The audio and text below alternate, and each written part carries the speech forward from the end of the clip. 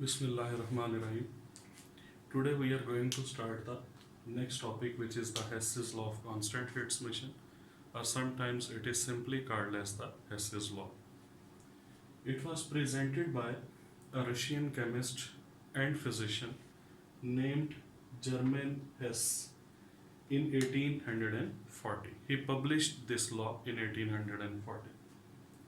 It is actually application of the first law of thermodynamics. Mean it is same as the law of conservation of energy, but the wording is different and the conditions are different. A very important point is that it is manifestation of fact that enthalpy is a state function. You know, enthalpy is a state function, and state function is a macroscopic property of the system that only depends on the state of the system, and it is not related to the path which is used to achieve that state. So this law actually proves that enthalpy is a state function. Mean enthalpy will just depend on the initial and final conditions, and it will not depend on the pathway adopted for a particular chemical reaction. In order to explain the statement of Hess's law, I have taken an example in which A reactant is changed to D. This is the first method to change A into D, and it is a direct method involving only one step, and the enthalpy change in this step is delta H. This A can also be changed to D by another method, which is not a single step method, but it consists of several steps. A is first changed to B. In the first step, the enthalpy change is delta H1. B is changed to C, delta H2, and C is changed to D in the third step, and the enthalpy change in the third step is delta H3.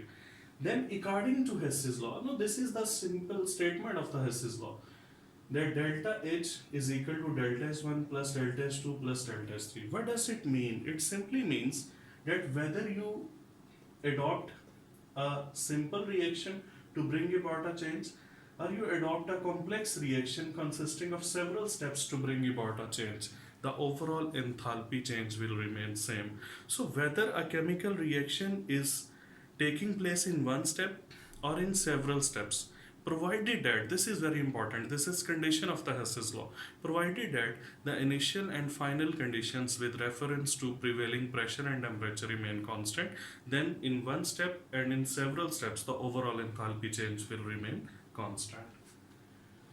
In case of cyclic process, we say that summation of delta H of a cyclic process is equal to 0. This is statement of the Hess's law, but only when the process is cyclic. Mean the summation of all delta H of a cyclic process, the answer will be equal to 0. In order to explain the Hess's law, I have taken an example in which the aqueous 2 moles of the aqueous NaOH react with 1 mole of CO2 gas to form sodium carbonate and water. This is a single step reaction, and delta H in this reaction is minus 89.08 kilojoule. Means 89.08 kilojoule energy is released. This was a single step reaction. Now, this reaction can be conducted in 2 steps as well. We will use 1 mole of NaOH in the first step, and it will react with CO2 to form sodium bicarbonate. In the first step, 48.06 kilojoule energy is released. In the second step, now we use the second mole of NaOH, which reacts with NaHCO3 to form Na2CO3 and water. And in the second step, 41.02 kilojoule energy is released. Basically, when we will write on the net equation for these reactions, again we will get this reaction, because NaHCO3 is a reaction intermediate. It is produced in the reaction and used in the reaction. It appears in the mechanism, but in the net equation it will disappear. So according to Hess's law, delta H should be equal to delta H1 plus delta H2, and you can see that minus 89.08 is equal to delta H1, delta H2, and when we will sum up delta H1 and delta H2, it will again be equal to minus 89.08 kilojoule. So whether the reaction is conducted in one step or in the several steps, the overall enthalpy change will remain same. provided that the initial and final conditions of pressure and temperature remain constant. That is basically the Hess's law. Now let us move towards the applications of the Hess's law. Keep one thing in your mind, that Hess's law is used to find the enthalpy of formation of all those compounds for which it is not possible to find the enthalpy of formation directly. There are so many compounds in which the enthalpy of formation cannot be calculated directly. For example, in case of carbon tetrachloride, the enthalpy of formation cannot be calculated directly. Why? Because carbon and chlorine, they do not react to form CCl4. When the elements do not react to form a compound, then we cannot calculate the enthalpy of formation directly. Secondly, aluminium oxide and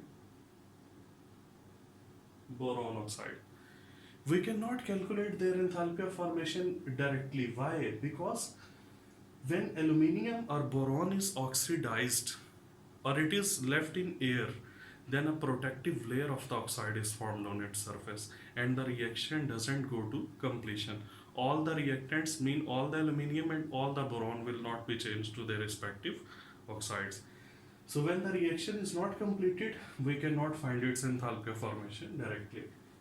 The third example, enthalpy of formation of carbon monoxide. Because carbon monoxide is not the sole product when carbon and oxygen react with each other. So we cannot form carbon monoxide directly by using the carbon and oxygen. So its enthalpy of formation cannot be calculated directly.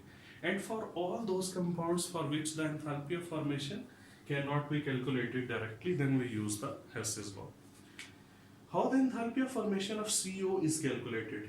Let us discuss it. Carbon in form of graphite is taken. It is combusted to form CO2. And the enthalpy of combustion is calculated by using the Born calorimeter, minus 393.5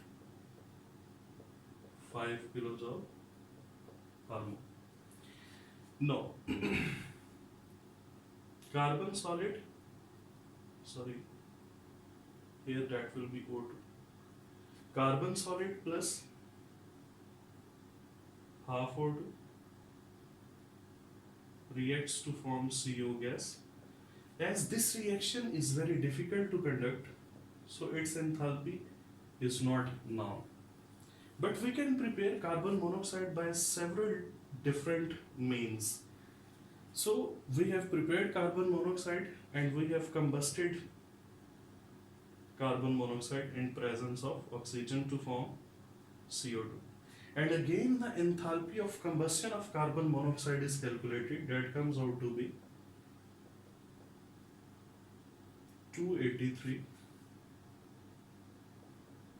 kilojoule per mole. These are two enthalpies of combustion which can be easily calculated by using the Born calorimeter. But this enthalpy is very difficult to calculate. The reason is because when carbon and oxygen reacts, the CO is not the sole product. So we will have to prepare CO by some other means. According to Hess's law, delta H should be equal to delta H1 plus delta H2. As delta H1 is required, so that will be equal to delta H minus delta H2. Putting values, minus 393.5 kilojoule per mole minus 283 kilojoule per mole. Minus will become positive, and the answer of delta S1 will be minus 110.5 kilojoule per mole. Now this minus 110.5 kilojoule per mole, that is actually the enthalpy of formation of carbon monoxide. Because it is not possible for us to calculate the enthalpy of formation of carbon monoxide directly, So we have to use the Hess's law. Let me give you another example.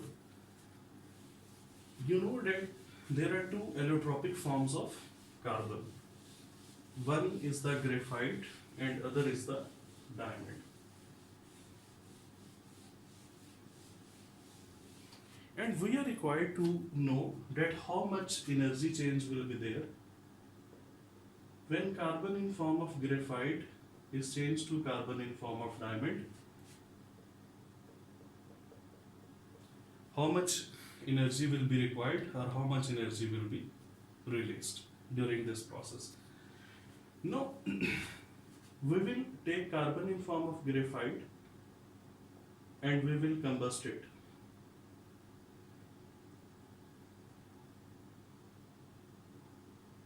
In the presence of oxygen to form CO2. And it is very easy by using the Born calorimeter. And the enthalpy of combustion in this case, that is minus 393.5 kilojoule per mole. Then we will take diamond and we will combust it. By using the Born calorimeter, we will find the enthalpy of combustion of diamond. That will be minus 395.4 kilojoule per mole. Now these are experimentally determined values. These are the values which are determined by using the Born calorimeter. Now we are required to change the graphite into diamond. In this equation, diamond is in the reactants, but in the required equation, the diamond is in the products. So you have two options. The first is that you will have to inverse this equation and the sign will also be inversed. Because if this reaction in forward direction is exothermic, then in reverse direction this reaction must be endothermic. And the second option, which is easy but carries the same meaning, that just inverse the signs. CO2 will be cancelled, oxygen will be cancelled. Now it will be carbon in form of graphite minus carbon in form of diamond. So this will move to the products and it will become positive. And the delta H value will be plus 1.9 kilojoule per mole. So this 1.9 kilojoule per mole, that is the energy which is required to change the graphite into diamond, the one allotropic form of carbon into the other allotropic form of carbon. Now, as this process is endothermic, so listen very carefully. You know that whenever the process is endothermic, then the product is thermodynamically less stable as compared to the reactants. That's why always keep in mind that thermodynamically diamond is less stable as compared to the graphite. There is another very important application of the Hess's law, and that is the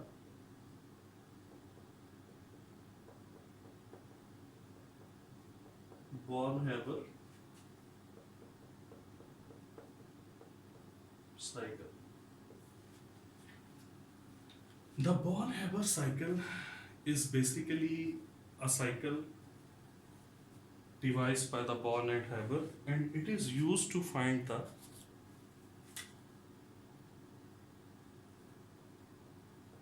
lattice energy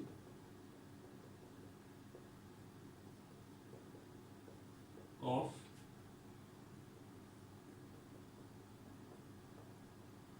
binary ionic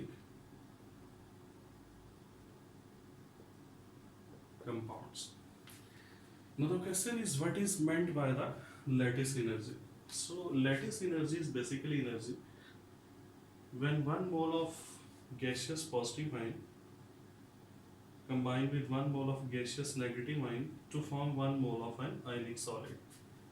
Then in this case, the amount of energy that will be released because here the bond formation takes place, so the amount of energy which is released, that will be called as the lattice energy. Now you can see that formation of positive gaseous sign and formation of negative gaseous sign, it will not take place in a single step, but it will take place in several steps. So whenever a reaction takes place in the several steps, then to find the enthalpy of that reaction, we use the Hess's law. But for all the simple reactions, like the enthalpy of solution, like the enthalpy of combustion, all those reactions, enthalpy of neutralization, which are simple and single step reaction, for the calculation of their enthalpy, we use the calorimeters. I will take example of sodium chloride. The first way to prepare the sodium chloride is simply by reacting the sodium with half mole of chlorine gas to form NaCl. And in this case, that enthalpy will be called as enthalpy of formation, as the elements are reacting together to form 1 mole of a compound, and that will be minus 411 kilojoule per mole. This is the method of formation of NaCl, which is called as the direct method, by combining the sodium with chlorine. Now there is another method. First of all, convert the sodium from solid form to gaseous form. This enthalpy may be called as the enthalpy of atomization or even the enthalpy of sublimation. And the value of this enthalpy, suppose that is sublimation, that is equal to 108 kilojoule per mole. Then from isolated gaseous sodium atom, you will remove one electron and you will form gaseous positive ion. In this case, the enthalpy change here, that will be called as ionization energy, and it is 496 kilojoule per mole for sodium. Now, chlorine from molecular form is changed to 1 mole of gaseous atomic form. Again, that will be enthalpy of atomization. It will be 121 kilojoule per mole. And then the electron which was removed by the sodium, it is given to the chlorine and it is changed to uninegative ion. That is an exothermic process, and the energy released is called as electron affinity. It will be minus 340. 9 or 6 is used. Let me confirm it. 349 kilojoule per mole. Now, you will combine 1 mole of gaseous positive ion with 1 mole of gaseous negative ion to form 1 mole of an ionic solid. And as I have already mentioned that 1 mole of gaseous positive ion combined with 1 mole of gaseous negative ion to form 1 mole of ionic solid, the enthalpy change here, that will be called as lattice energy. And this lattice energy is required. Now what we will do, we will apply the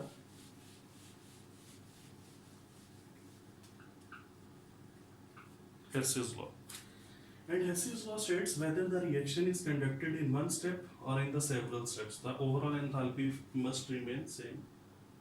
So delta HF must be equal to enthalpy of sublimation plus ionization energy, enthalpy of atomization, electron affinity, lattice energy. Now it must be very clear to you people from this formula that actually the enthalpy of formation is equal to the sum of all other enthalpies. We are required to find the lattice energy of this binary ionic compound NaCl. That will be equal to enthalpy of formation minus enthalpy of sublimation, ionization energy, atomization, electron affinity. Putting all the values -411 minus 108 plus 496 plus 121 minus 349, and you will see that it will come out to be minus 787 kilojoule per mole. So this minus 787 kilojoule per mole, this is basically the lattice energy of the sodium chloride. And this lattice energy, it was not possible for us to determine this lattice energy directly. So we had to apply the Hess's law. By applying the Hess's law, you can find the lattice energy of any binary ionic compound. In this formula, you are required to keep one thing in your mind, that enthalpy of formation and electron affinity, they will be in negative, and the final answer of the lattice energy, that will also be in negative. So these are the three enthalpies in the Born Haber cycle which carry the negative sign, and all other enthalpies, they carry the positive sign. Lattice energy of any ionic compound, that basically depends on two factors.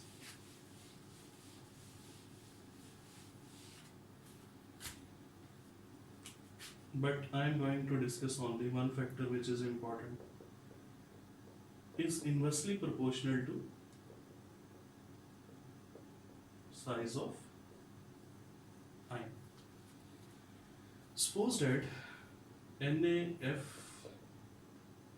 NaCl, NaBr and NaI. These are four ionic compounds which will have the maximum lattice energy. In all these four ionic compounds, the metal is same, negative ion is different, and the charge on all the negative ions, that is same. So inversely proportional to size. You know that when we move down the group, fluoride, then chloride, bromide and iodide, the maximum sizes of iodide, so this sodium iodide will have minimum lattice energy, while sodium fluoride will have maximum lattice energy.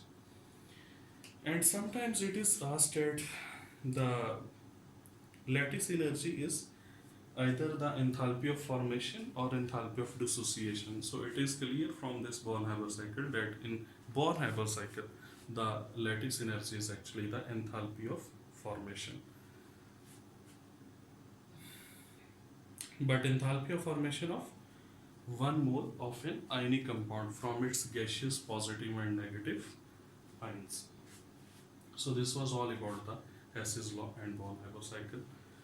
Take care. Allah Hafiz.